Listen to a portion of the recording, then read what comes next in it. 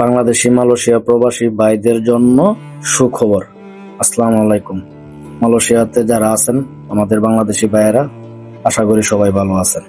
গত 2-1 দিন আগে একটা নিউজ শুনলাম, তারপর কিছু ভিডিও দেখতেছি, টিকটকে দেখতেছি বা ফেসবুকে দেখতেছি যে 3-4 দিন আগে ঘোষণা দিয়েছে মালয়েশিয়া ইমিগ্রেশন যে এদেশে যে গত 1-1.5 বছর যাবৎ অবৈধ অধিবাসী ধরার জন্য যে অভিযান চালু করছিল, যারা প্রতিদিনই অপারেশন দিছিল বিভিন্ন জায়গায়, বিভিন্ন ডিস্ট্রিক্টে, বিভিন্ন এরিয়াতে। তো এখন নাকি সরকারিভাবে ইমিগ্রেশন অফিসার ঘোষণা দিয়েছে যে এখন থেকে আর অপারেশন দিবে না বলতে গেলে একবারে যে বন্ধ করে দিছে তা না, কিন্তু ভবিষ্যতে আবার দিতেও পারে, কিন্তু বর্তমানে স্থগিত আছে। এখন বর্তমানে এরা আর অপারেশন দিবে না।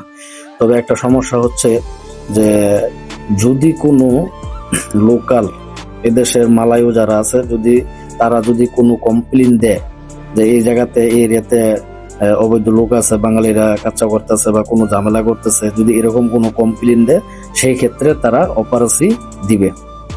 যেমন গত 2 দিন আগে আমি যে এরিয়াতে থাকি এই এরিয়াতে অপারেশি দিছে, কমপ্লেন আসছে, 2টা রেস্টুরেন্টে কমপ্লেনে অপারেশি দিছে। তারপরে এরা আসার পরে এখানে সবকিছু চেক করলো, চেক করে যাদের কাগজপত্র ঠিক আছে তাদেরকে রেখে গেছে, আর যাদের কাগজপত্র ঠিক ছিল না তাদেরকে নিয়ে গেছে।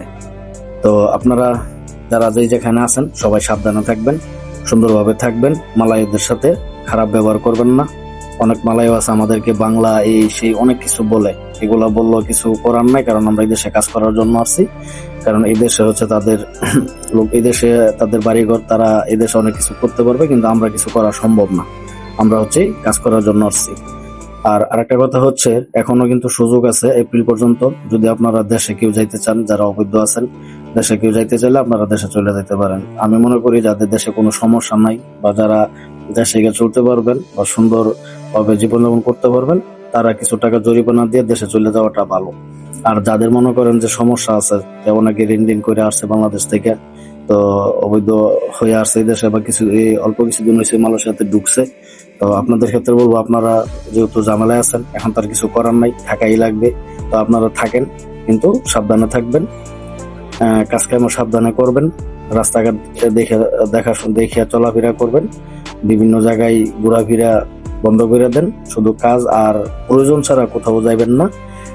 যদি বাইরে ঘোরাফেরা করেন সেক্ষেত্রে কিন্তু অনেক সময় রাস্তায় আপনার অপারেশি দেয়, অনেক সময় কিন্তু আপনার অপারেশি কমপ্লেনে দিলেও অনেক সময় কিন্তু দেখবেন পুলিশে ঝামেলা করতেছে বা বিভিন্ন সমস্যা হইতেছে। তো আপনাদেরকে বলবো আপনারা সুন্দরভাবে কাজ কাম করবেন, সাবধানে থাকবেন, সবাই ভালো থাকবেন।